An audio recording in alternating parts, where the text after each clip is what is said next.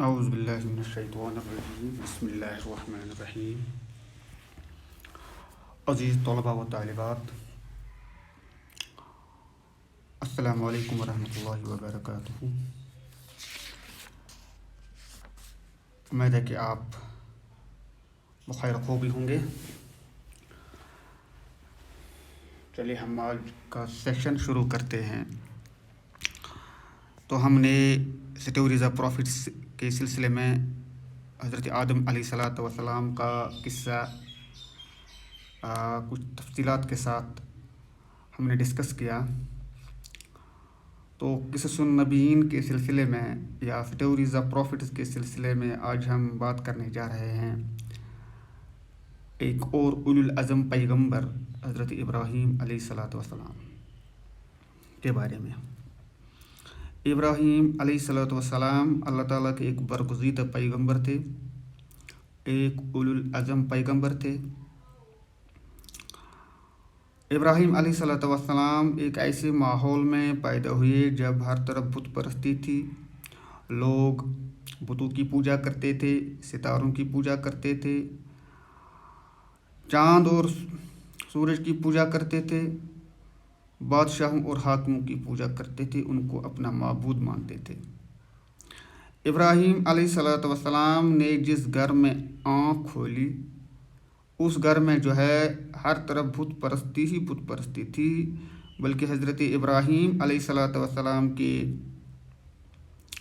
والد، قرآن کریم نے جس کا نام آذر بتایا ہے، وہ کوئی معمولی آدمی نہیں تھا، بلکہ وہ اپنے ہاتھوں سے ان بتوں کو بناتا تھا. اور اس نے اللہ تعالیٰ کا انکار کرتا تھا. اور اس صورتحال میں ابراہیم علیہ الصلاۃ والسلام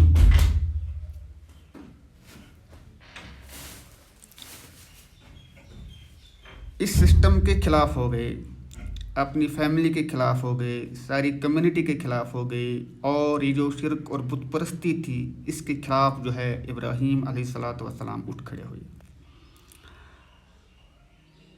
تو ابراہیم علیہ الصلاۃ والسلام کو اللہ تعالیٰ نے چھوٹی عمر میں ہی وہ حکمت عطا کی تھی، وِلڈم عطا کی تھی. جیسے کہ قرآن کریم کہتا ہے کہ وَلَقَدْ آتَيْنَا إِبْرَاهِيمَ رُشْدَهُ مِن قَبْلُ وَكُنَّا بِهِ عَالِمِينَ، کہ ہم نے ابراہیم علیہ الصلاۃ والسلام کو دی تھی حکمت، گائیڈنس اس سے پہلے، اور ہم ابراہیم کو جانتے تھے.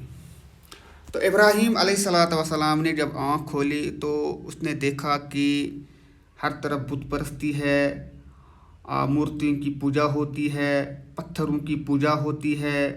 اس نے اپنے باپ کو دیکھا، اپنے گھر میں دیکھا، تو اس نے چیلنج کیا اپنے والد کہ آپ جن کی پوجا کرتے ہیں، جن کو پوجتے ہیں، وہ تو محض ایک بے جان پتھر کے ٹکڑے ہیں. تو ابراہیم علیہ الصلاۃ والسلام کا جو قصہ قرآن میں مختلف جگہوں پر وہ موجود ہے. وہ آذر اپنے باپ سے کہتے ہیں کہ آپ ان کی پوجا کیوں کرتے ہو، یہ تو محض ایک پتھر ہیں، نہ سنتے ہیں، نہ دیکھتے ہیں، نہ حرکت کرتے ہیں. تو ابراہیم علیہ الصلاۃ والسلام کو جو جواب ملتا ہے وہ بہت سخت ملتا ہے. اور اس کے بعد بڑی غصے کی حالت میں ابراہیم سے کہتے ہیں کہ آپ ایسی سوال مت پوچھیں، آپ کو ان سے کیا سروکار ہے. ہم ان کو پوجتے ہیں، ان کو اپنا الہ مانتے ہیں، معبود مانتے ہیں، ان سے اپنی مرادیں مانگتے ہیں، اور ان کو ہم اپنے تحفے اور تحائف ان کو دیتے ہیں. تو ابراہیم علیہ الصلاۃ والسلام نے اس تمام آئیڈیا کو ریجیکٹ کیا، اس بت پرستی کو، ان تمام چیزوں کو جو مظاہر پرستی تھی اس کو رد کیا. تو وقت گزرتا گیا، ابراہیم علیہ الصلاۃ والسلام ان چیزوں سے زیادہ دور ہوتے چلے گئے. اور ابراہیم علیہ الصلاۃ والسلام وہ سمجھتے تھے کہ یہ چیزیں جن کو یہ پوجتے ہیں، نہ یہ حرکت کرتے ہیں، انہوں نے دیکھا کہ یہ جو نہ کھاتے ہیں نہ پیتے ہیں نہ چلتے ہیں بلکہ یہ تو اپنی خود بھی حرکت نہیں کرتے ہیں، اور اس طرح ابراہیم علیہ السلام جو ہے اس کے دل میں ان چیزوں کے خلاف زبردست ایک قسم کی تحریک پیدا ہوئی۔ تو قرآن کریم کہتا ہے کہ اسی حالت میں جب ابراہیم علیہ السلام ایک رات نکلتے ہیں، پہاڑوں پر جاتے ہیں اور دیکھتے ہیں کہ آسمان کی طرف دیکھتے ہیں، اور جب اس نے ایک چمکتے ہوئے تارے کو دیکھا تو کہا کہ یہی میرا خدا ہو سکتا ہے، لیکن جب وہ ڈوب گیا تو کہا کہ میں اس کو پسند نہیں کرتا ہوں جو ڈوب جاتا ہے۔ اس کے بعد یہ جو ہے star disappeared and he could not be Allah. Allah is always present. He saw the moon rising in splendor and told them, could this be my Lord? But it also said, at daybreak he saw sun rising and said, could this be my Lord? This is bigger. But when sun set, he said, oh my people, I am free from all that you enjoy as partners with Allah. I have turned my face towards him who created the heavens and the earth, and never shall I join partners to Allah. ابراہیم علیہ السلام نے سورج کو بھی ڈوبتے دیکھا، چاند کو بھی ڈوبتے دیکھا، تاروں کو بھی ڈوبتے دیکھا، اور اس نے کہا کہ ڈوبنے والا خدا نہیں ہو سکتا ہے بلکہ وہ تو ہر جگہ موجود ہے، وہ جو ہے ان تمام چیزوں سے جو ہے پاک ہے، جو چیزیں یہ جن چیزوں کی یہ پوجا کرتے ہیں، پرورش کرتے ہیں۔ تو اس نے لوگوں سے کہا کہ میں تو اپنا رخ اللہ کی طرف کرتا ہوں، انی وجہت وجہ للذی فطر السماوات والارض حنیفا ما انا من المشرکین، میں اپنا چہرہ خالق کی طرف کرتا ہوں جس نے ان تمام چیزوں کو پیدا کیا، آسمانوں کو پیدا کیا، زمینوں کو پیدا کیا، ہر ایک چیز کو پیدا کیا۔ تو ابراہیم علیہ السلام جو ہے قوم کو اس بت پرستی کے خلاف جو ہے وہ ان کو کہتے ہیں کہ یہ جو جن کی تم پوجا کرتے ہو یہ تو نہ نفع پہنچا سکتے ہیں نہ نقصان پہنچا سکتے ہیں، تمہاری عقلوں کو کیا ہو گیا ہے کہ تم جو ہے حق کو نہیں پہچانتے ہو، اللہ کو نہیں پہچانتے ہو، ایک اللہ کی عبادت نہیں کرتے ہو۔ تو ابراہیم علیہ السلام کی زندگی میں ایک نیا دور شروع ہوتا ہے، اور اس نے تمام ان چیزوں کو جو ہے ان کو ریجیکٹ کیا۔ ابراہیم reject the worship of all celestial bodies which people worship, جو لوگ عبادت کرتے تھے ان چیزوں کی، تو ابراہیم علیہ السلام ان تمام چیزوں سے دستبردار ہو گئے، اور ایک نئی زندگی کا آغاز ہو گیا ابراہیم علیہ السلام کی۔ تو اس نے لوگوں کو حق کی طرف بلانا شروع کیا، صراط مستقیم کی طرف بلانا شروع کیا، لوگوں کو اللہ کی طرف متوجہ کرنے کی کوشش کی۔ تو سب سے پہلے وہ اپنے باپ کے پاس گئے، اپنے والد کے پاس گئے، جو ان کا قریبی جو ہے شخص تھا اپنے گھر میں، اور جس کے ساتھ وہ محبت کرتے تھے۔ تو اس نے بڑے نرم اور بڑے ایک اچھے انداز میں ان سے بات کی کہ تم جن کی پوجا کرتے ہو نہ یہ دیکھتے ہیں نہ یہ سنتے ہیں۔ تو قرآن کریم ہمیں کہتا ہے کہ ابراہیم علیہ السلام نے اپنے باپ سے کہا، اذ قال لأبیہ یا ابت لم تعبد ما لا يسمع ولا يبصر ولا يغنی عنک شیئا۔ جب ابراہیم نے اپنے باپ سے کہا، اے میرے باپ، کیوں پوچھتا ہے اس کو جو نہ سنے اور نہ دیکھے اور نہ کام آئے تیرے کچھ؟ یا ابت انی قد جاءنی من العلم ما لم یأتک فاتبعنی اہدک صراطا سویا۔ اے باپ میرے، مجھ کو آئی ہے خبر ایک چیز کی جو تجھ کو نہیں آئی ہے، سو میری راہ چل، دکھلاؤں تجھ کو سیدھی راہ۔ تو ابراہیم علیہ السلام اپنے باپ سے بڑے پیار اور اچھے انداز میں، نرم انداز میں ان سے کہتے ہیں کہ آپ جن کی پوجا کرتے ہو وہ تو نہ نفع دے سکتے ہیں نہ نقصان پہنچا سکتے ہیں، وہ کچھ نہیں کر سکتے ہیں۔ لیکن آزر نے جواب دیا کہ بڑے سخت غصے میں کہ تم میرے ان خداؤں کو کیوں ریجیکٹ کرتے ہو ابراہیم؟ اگر تم نے اس کو بند نہیں کیا تو میں تمہیں جو ہے سنسار کر دوں گا، اور یہاں سے جو تو چلا جا ورنہ میں تجھے سخت سزا دوں گا۔ ابراہیم نے تم پر سلامتی ہو، میں یہاں سے چلا جاتا ہوں۔ اور ابراہیم اپنے گھر کو چھوڑتے ہیں، اپنے خاندان کو چھوڑتے ہیں اور لوگوں کی طرف متوجہ ہوتے ہیں تاکہ لوگ ان کی بات سنیں، حق کی بات سنیں۔ ابراہیم علیہ الصلوۃ والسلام ان سے کہتے ہیں کہ تم ان بتوں کی پوجا کیوں کرتے ہو؟ یہ تو نہ نفع پہنچا سکتے ہیں نہ نقصان پہنچا سکتے ہیں، تمہیں کیا ہو گیا ہے؟ لیکن لوگوں کے دلوں پر مہر لگ چکی تھی، انہوں نے ابراہیم علیہ الصلوۃ والسلام کا کہا نہیں مانا۔ تو بہرحال ابراہیم علیہ الصلوۃ والسلام نے سوچا کہ ان کو سبق سکھانا چاہیے، تو اس نے پلان کیا کہ میں ان بتوں کو جو ہے تباہ کر دیتا ہوں۔ تو جب وہ ایک دن اپنے تہوار میں جو ہے مشغول تھے، لوگ اپنے تہواروں میں مشغول تھے، تو ابراہیم علیہ الصلوۃ والسلام ان کے ٹیمپل میں گئے، ان کے بت خانے میں گئے اور دیکھا کہ بتوں کے سامنے جو ہے مختلف قسم کی جو چیزیں پڑی ہوئی ہیں، لیکن وہ تو کھاتے نہیں ہیں، نہ وہ حرکت کرتے ہیں، وہ کچھ نہیں کرتے ہیں، سارا جو ہے وہاں پڑا ہوا ہے۔ تو اس نے ایک کلہاڑی اٹھائی اور تمام جو ہے ان بتوں کو توڑ ڈالا اور صرف ایک بڑے بت کے جو ہے اس کو چھوڑ دیا اور اس کے اوپر کلہاڑی رکھ دی۔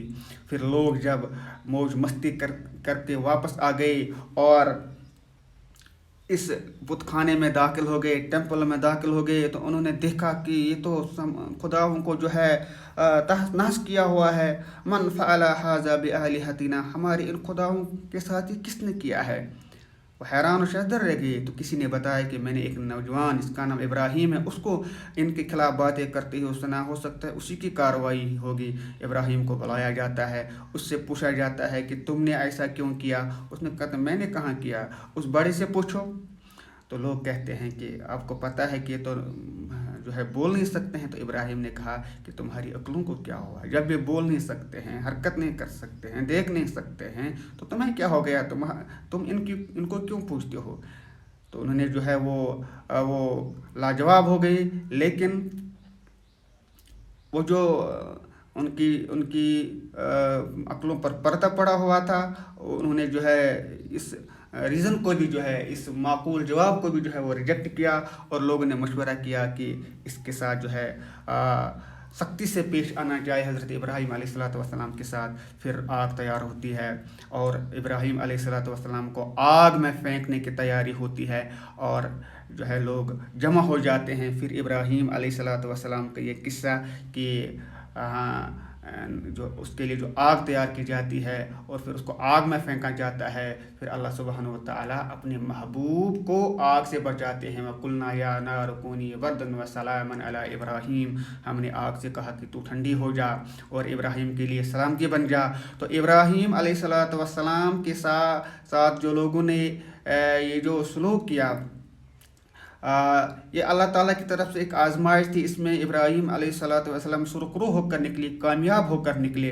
اور پھر اس کے بعد جو ہے جب بادشاہ نے دیکھا، نمرود نے دیکھا کہ یہ ایک بڑا خطرہ بنتا جاتا ہے میری اس تخت و تاج کے لیے، تو اس نے ابراہیم علیہ الصلوۃ والسلام کو بلایا اور اس کے ساتھ ایک ڈسکشن کی، ایک ڈیبیٹ کی کہ میں بادشاہ ہوں۔ وہ اپنے آپ کو خدا بھی کہتا تھا اور ابراہیم سے کہتا ہے کہ تیرا خدا کہاں ہے؟ خدا تو میں ہوں، نعوذ باللہ۔ تو ابراہیم علیہ الصلوۃ والسلام نے کہا تمہارا خدا کیا کرتا ہے؟ ابراہیم نے کہا کہ میرا خدا وہ ہے جو زندگی دیتا ہے، موت دیتا ہے۔ تو ابراہیم علیہ الصلوۃ والسلام کے جواب سے نمرود نے کہا کہ میں بھی یہ کام کر سکتا ہوں۔ اس نے ایک آدمی کو جیل خانے سے نکال کر اس کو جو ہے آزاد کر دیا اور کہا کہ جو میں بھی آزاد کرتا ہوں، اور ایک کو جو ہے اس نے جو ہے مار دیا، اس کو جو ہے اس نے کہا کہ یہ میں بھی کر سکتا ہوں کہ میں بھی کسی کو زندگی دے سکتا ہوں، کسی کو مار سکتا ہوں۔ ابراہیم نے علیہ الصلوۃ والسلام نے کہا کہ میرا خدا، میرا رب وہ سورج کو مشرق سے نکالتا ہے، تم اس کو مغرب سے نکال کر تو دکھاؤ۔ تو جو فرعون جو تھا وہ جو ہے وہ اس کو کچھ جواب نہ بن پڑا، اس کو جواب وہ اسپیچلیس ہو گیا، اس کے پاس کوئی جواب نہیں تھا۔ تو بہرحال ابراہیم علیہ الصلوۃ والسلام وہاں سے نکلتے ہیں۔ جب انہوں نے دیکھا کہ لوگ نہیں مان رہے ہیں، وہ حق کی طرف جو ہے وہ ان کا التفات نہیں ہو رہا ہے، وہ حق کی طرف نہیں، ان کا رخ حق کی طرف نہیں ہو رہا ہے، تو وہاں سے نکلتے ہیں۔ اور اس دوران حضرت سارہ علیہ الصلوۃ والسلام اس پر ایمان لاتی ہے، اور حضرت لوط علیہ الصلوۃ والسلام ان پر جو ہے ایمان لاتے ہیں۔ پھر وہ بابل کو چھوڑتے ہیں اور سیریا، شام اور فلسطین میں آتے ہیں، اور اس دوران حضرت ابراہیم علیہ الصلوۃ والسلام سارہ کے ساتھ جو ہے ان کا نکاح ہوتا ہے، لیکن اللہ تعالیٰ نے سارہ کو ابھی تک کوئی اولاد سے نہیں نوازا تھا، اور سارہ علیہ الصلوۃ والسلام حاجرہ کو حضرت ابراہیم علیہ الصلوۃ والسلام خدمت دیتے ہیں کہ آپ اسے نکاح کریں، اور تاکہ آپ کو جو ہے ایک جو ہے اولاد ہو جائے، اور اس طرح حضرت حاجرہ کے ساتھ نکاح ہوتا ہے۔ پھر حضرت حاجرہ کے بدن سے جو ہے حضرت اسماعیل علیہ الصلوۃ والسلام کی پیدائش ہوتی ہے۔ اور اس میں کچھ جو ہے میجر ایونٹس ہے، جیسے کہ مائیگریشن آف ابراہیم from Babylon to Syria and Palestine, اور اس کے بعد جو ہے اسماعیل کا پیدا ہو جانا۔ پھر ابراہیم علیہ الصلوۃ والسلام جو ہے اپنی بیوی حضرت حاجرہ اور حضرت اسماعیل کو جو ہے بے آب و گیا مکہ کی وادی میں چھوڑ دیتے ہیں اللہ کے حکم سے، جہاں جو ہے نہ آبادی تھی، بالکل کچھ نہیں تھا، ریگستان تھا، اور وہاں سے ہے ایک اور آزمائش تھی اللہ سبحانہ و تعالیٰ کی۔ تو ابراہیم علیہ الصلوۃ والسلام نے اپنی بیوی بچے کو اس بے آب و گیا مکے کے اس علاقے میں چھوڑ دیا، جہاں کوئی بستی نہیں تھی، کوئی آدم نہیں تھا، اور نہ آدمزاد تھا۔ تو ابراہیم علیہ الصلوۃ والسلام واپس چلے جاتے ہیں۔ پھر حضرت حاجرہ علیہ الصلوۃ والسلام اپنے اس چھوٹے بچے کے ساتھ وہاں ہوتی ہے، اور جو اس کے پاس کھانے کی جو چیزیں تھیں، پینے کا جو پانی تھا وہ ختم ہو جاتا ہے۔ پھر صفا اور مروہ کے درمیان وہ چکر لگاتی ہیں کہ کہیں کوئی آدمی نظر آ جائے۔ پھر اپنے بچے کی جو ہے وہ یاد آتی ہے، اپنے بچوں کو دیکھتی ہے، تو پھر یہ جو 7 چکر حضرت حاجرہ علیہ الصلوۃ والسلام نے صفا اور مروہ کے درمیان لگائے، اور حاجی لوگ جو ہیں وہ اس کی یاد جو ہے وہ حضرت حاجرہ کی یاد میں یہ چکر آج بھی لگاتے ہیں، صفا اور مروہ کے درمیان 7 چکر۔ پھر اسماعیل علیہ الصلوۃ والسلام بڑے ہوتے ہیں، اور پھر جو ہے وہ ایک قبیلہ وہاں آباد ہوتا ہے۔ پھر حضرت اسماعیل کی شادی ہو جاتی ہے، اور اس سے پہلے جو ہے حضرت اسماعیل علیہ الصلوۃ والسلام جب 9 سال یا 12 سال کے ہوتے ہیں، تو ابراہیم علیہ الصلوۃ والسلام خواب میں دیکھتے ہیں کہ وہ اسماعیل کو ذبح کرتے ہیں۔ پھر مکالمہ ہوتا ہے جو ہے ابراہیم اور اسماعیل کے درمیان کہ میں نے خواب میں دیکھا ہے، انی اذبحک فانظر ماذا تری، میں تجھے خواب میں دیکھتا ہوں، میں تجھے ذبح کرتا ہوں، تیری کیا رائے ہے؟ قال یا ابت افعل ما تؤمر، اسماعیل علیہ الصلوۃ والسلام کہتے ہیں اے ابا، جس کا تجھے حکم ہوا ہے وہ تو کر۔ اس کے بعد جو ہے ابراہیم علیہ الصلوۃ والسلام، یہ جو ہے یہ قصہ بھی قرآن کریم میں موجود ہے کہ ابراہیم علیہ الصلوۃ والسلام اسماعیل کو لیتے ہیں، اور جو ہے وہ اس کو مینا میں لے جا کر ذبح کرنے کے لیے لے جاتے ہیں، لیکن اللہ تعالیٰ کی حکمت کچھ اور تھی، اور اس کو کچھ اور بتانا مقصود تھا، اس کی حکمت کچھ اور تھی۔ بہرحال ابراہیم علیہ الصلوۃ والسلام اس ٹیسٹ میں بھی جو ہے اس آزمائش میں بھی سرخرو ہوتے ہیں، کامیاب ہوتے ہیں۔ پھر اسماعیل کی جگہ دمبا جو ہے وہ ذبح ہوتا ہے۔ پھر یہ قربانی جو ہے یہ بھی حج کا ایک رکن ہے، جو ابراہیم علیہ الصلوۃ والسلام کی وساطت سے تمام مسلمانوں کے لیے جو ہے قیامت تک جو ہے ایک سنت جاری رہی۔ اور اس کے بعد جو حضرت ابراہیم علیہ الصلوۃ والسلام کو کعبہ بنانے کا حکم ہوتا ہے کہ وہ ایک اللہ کا گھر بنائے۔ پھر جو ہے ابراہیم علیہ الصلوۃ والسلام اسماعیل کے ساتھ کعبے کی تعمیر کرتے ہیں، قرآن کریم میں اس کا ذکر موجود ہے، اور پھر لوگوں کو حج کی دعوت دیتے ہیں، اور یہی وہ آواز ہے، یہی وہ پکار ہے جو لوگ جو ہے حج کی طرف اس کا قصد کرتے ہیں، حج کی طرف جاتے ہیں، کعبے کا طواف کرتے ہیں، صفا مروہ کی سعی کرتے ہیں، مینا میں قربانی کرتے ہیں۔ یہ ساری جو ہے یہ یادگار حضرت ابراہیم، حضرت حاجر اور حضرت اسماعیل علیہ الصلوۃ والسلام کی ہیں۔ تو اس کے بعد جو ہے کعبے کی تعمیر مکمل ہوتی ہے۔ ابراہیم علیہ الصلوۃ والسلام جو ہے وہ اس کو اپنے بیٹے کے ساتھ اس کی تعمیر مکمل کرتے ہیں، اور لوگوں کو حج کی دعوت دیتے ہیں، اور اسماعیل علیہ الصلوۃ والسلام کی بھی شادی بھی ہو جاتی ہے۔ تو بہرحال یہاں جو ہے ہم اس قصے کو ختم کرتے ہیں، اور ابراہیم علیہ الصلوۃ والسلام he died at the age of 120۔ تو اس میں بہت ساری نصیحتیں ہمارے لیے ہیں. اس جو ہے ابراہیم علیہ الصلوۃ والسلام کو جو قصہ بیان ہوا ہے اس میں بہت ساری نصیحتیں ہیں, بہت سارے جو ہے فائدے جو ہیں ہمارے لیے اس میں موجود ہیں. تو انشاءاللہ کبھی موقع ملا تو اس پر بھی بات ہو جائے گی, اور اس سیشن کو ہم یہاں جو ہے اس وقت کلوز کرتے ہیں. انشاءاللہ نیکسٹ سیشن میں ہم جو ہے ایک اور پیغمبر کے قصے کے متعلق جو ہے ہم بات کریں گے, حضرت یوسف علیہ الصلوۃ والسلام. تب تک کے لیے خدا حافظ.